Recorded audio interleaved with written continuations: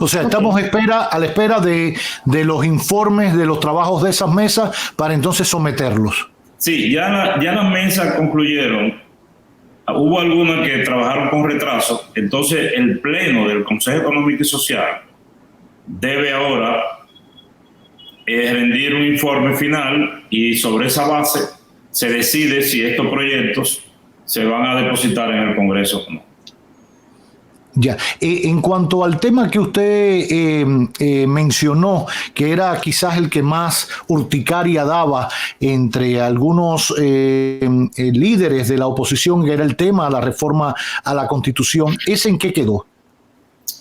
Está igual en el Consejo Económico y Social, pero el sentido común nos indica que no es lo mismo promover un proyecto de ley que convoque la Asamblea para la reforma constitucional que para aprobar una ley ordinaria. Entonces, todo indica que el momento ya electoral, etcétera, no es oportuno para convocar una reforma, a pesar de que se trataba de una reforma, de que la propuesta de reforma constitucional, como yo lo había dicho otras veces, es una reforma de determinados detalles puntuales, que no es una reforma sustancial, pero entendemos que ya el momento para la reforma constitucional por ahora pasó, que habría que esperar un momento más oportuno. Sin embargo, los demás proyectos de ley estamos esperando. Incluso no mencioné un proyecto de mucha trascendencia para mí, que fue aprobado recientemente en primera lectura en el Senado, que es el proyecto sobre el Tribunal Contencioso Administrativo. Uh-huh. Que siempre digo cuando lo menciono, que la gente no le pone mucha atención a este tema. Sería bueno que usted lo explicara para que la gente entendiera qué es el Tribunal Contencioso Administrativo. Exacto. Sí, el Tribunal Superior Administrativo, uh-huh, que en este proyecto también se llama Tribunal Contencioso Administrativo, es un órgano de justicia de tal trascendencia que es el tribunal que dirime los conflictos entre la administración pública y los particulares. Entonces, el gobierno, el presidente Abinader, en una actitud de siempre ampliar la garantía de la ciudadanía, ha querido que se someta un proyecto de ley que ya está en camino de convertirse en ley para ampliar la garantía de las personas que acuden ante ese tribunal. Y pongo, por ejemplo, que cuando un ciudadano cualquiera, ustedes o yo, cualquiera de los que nos está escuchando, acude ante una oficina pública, ante un representante de la administración pública, pongamos la dirección de pasaporte o la DGI, etcétera, y nosotros entendemos que nos están violando nuestros derechos, tenemos un solo camino, que es acudir ante la jurisdicción contenciosa administrativa para reclamar nuestros derechos. Ustedes escuchan con frecuencia que algunos miembros de la policía y de la Fuerza Armada tienen una sentencia que los repusieron en su puesto. Bueno, esto es un buen ejemplo, muy práctico, de personas que entienden que fueron desvinculados de la policía o de cualquiera de los órganos armados sin que se haya cumplido los requisitos legales. O sea, este hombre no tiene el tiempo reglamentario, no tiene la edad, no está enfermo, no ha cometido una falta, etcétera. Entonces él dice, bueno, ¿por qué me separaron de la policía o del ejército, de la marina, etcétera? Entonces acude porque ese es un ejemplo de un conflicto entre la administración pública y un particular, y la ciudadanía. Si una persona va a sacar una licencia para portar un arma o para conducir un vehículo y sin ninguna explicación le niegan este derecho, entonces tiene una opción, un camino donde ir. Ese tribunal tenía o tiene una ley que lo regula, que es antiquísima y además escasa. Bueno, pues esta es una ley moderna y actualizada y sobre todo acorde con el nuevo régimen constitucional de la República Dominicana. Ya. Por último, a mí, dígame usted. Bueno, ese será por último para usted, porque yo tengo una de última también. ¿Cuál es la última? No, quiero comentar, porque lo he dicho en otros medios y vi que algunos comunicadores parece que yo no logré explicar esto con la suficiente claridad.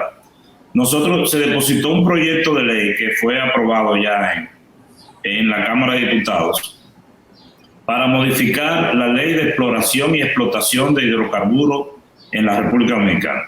Y vi algunos legisladores que dijeron que con esta ley el gobierno pretende darle participación a las empresas extranjeras para que hagan exploración de hidrocarburos aquí en Santo Domingo.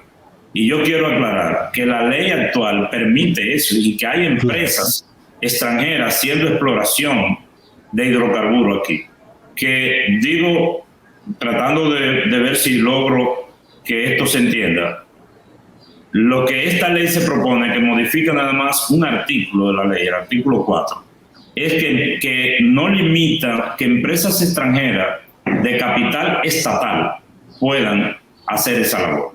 Pero o sea, para explicar, doctor, y coincido con usted, por eso a mí me llamó la atención que un legislador saliera a hablar sobre ese tema, porque desde la administración anterior, recuerdo, incluso creo que el anterior ministro de Energía y Minas, don Antonio Isa Conde, publicó y aplaudió esto y la manera en que se estaba ajustando ese artículo, porque fue a propuesta de él en el anterior gobierno que se comenzó, incluso hasta el propio Pelegrín Castillo, cuando fue ministro de Energía y Minas, sugirió y presentó cuadrantes de dónde podía haber cierta riqueza en minerales, incluyendo petróleo, etcétera, para ponerlo o brindarlo a compañías extranjeras para explorar, y hay todo un procedimiento para eso, como existe para explotar una mina de oro o de cobre o de níquel o lo que fuera, lo mismo para los hidrocarburos.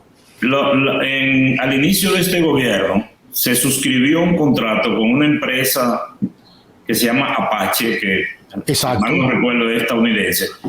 Esa empresa había ganado una licitación en el 2019 para hacer una exploración de hidrocarburos en el Mar Caribe entre San Pedro de Macorís y Santo Domingo. Exacto. Y ese proceso se concluyó en medio de la pandemia, que recuerdo que se hizo la suscripción del contrato, que ya se había ganado la adjudicación un año antes. Se hizo virtual, una asamblea virtual y se firmó el contrato que fue refrendado por el Congreso. Entonces, sí, esa ley es de cuando el gobierno de Negro Trujillo, por alguna razón propia del gobierno de la época de la dictadura, no permitían que una empresa, sí permitían que empresas extranjeras exploraran, pero no si empresas estatales a un gobierno extranjero. Es como decir que vamos a suponer que Refironsa tenga las condiciones para hacer exploración y que pueda cooperar con El Salvador, con Haití, pero que la ley de allá le prohíba. Entonces, esta ley, buscando la forma, ¿no?, de ampliar la cobertura de cooperación internacional, ha abierto la posibilidad de que esas empresas puedan ser de capital estatal. No, incluso aporto a eso, y es lo que me parece espectacular que se amplíe para que la gente lo tenga claro, como bien usted explicaba, una ley que se remonta a la dictadura, que había que actualizarla y se ha ido actualizando, y que permitía que empresas de capital extranjero, privadas, pudieran explorar y posteriormente explotar con ciertas condiciones hidrocarburos, etcétera, en tierra como en el mar. Lo que se ha hecho o lo que se ha propuesto para modificar en esa ley es un artículo para que empresas, por ejemplo, para que pongamos un ejemplo, Pemex de México, o PDVSA de Venezuela, que no estuviera en la situación que está, que se han dedicado también a explorar, o Petrobras en Brasil, que lo ha hecho con otros países como Cuba, para que tengan una idea, tienen plataformas marinas para colocarse en el mar, etcétera, y son empresas, todas las que he mencionado, son del Estado. de México, de Venezuela y de Brasil. Entonces, no podemos cerrarnos a la posibilidad, lo puede tener Canadá también y otras empresas europeas. El sentido común indica que claro, si la República Dominicana está en el afán de asegurarse de si hay recursos naturales de esa naturaleza aquí, ¿por qué tenemos que poner limitación en que esos recursos los pueda explorar e identificar una empresa que sea de capital estatal de otro país? Eso no tiene sentido en este tiempo. Claro, claro. Mi última pregunta. El presidente Luis Abinader se ha propuesto, al menos yo lo he interpretado, quizás no lo ha dicho, bueno, lo ha dicho, claro que sí, pero lo ha ido tratando de demostrar en el camino, dejar una reforma a la institución, al Estado dominicano, cosa que es difícil de ver en gobernantes hoy en día, que se ocupan más de construir edificios que son necesarios, construir escuelas, pasar tuberías, las cosas que le son visibles a cualquier elector. Para hablarlo en castellano, hay gobiernos que se dedican más a eso, que es tangible, que es importante también, y los elevados, y el metro, y todo. Me parece genial eso también.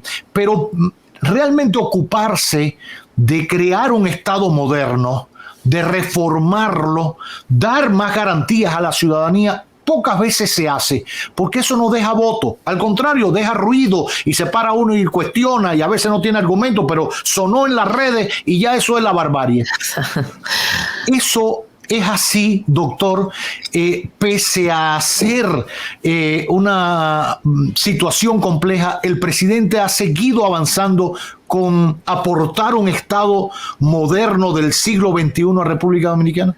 Sí, es obvio que este es uno de los empeños fundamentales del presidente, y lo anunció desde antes de ser presidente y puso mucho hincapié en eso y ha dicho que quiere que lo recuerden como un presidente reformador.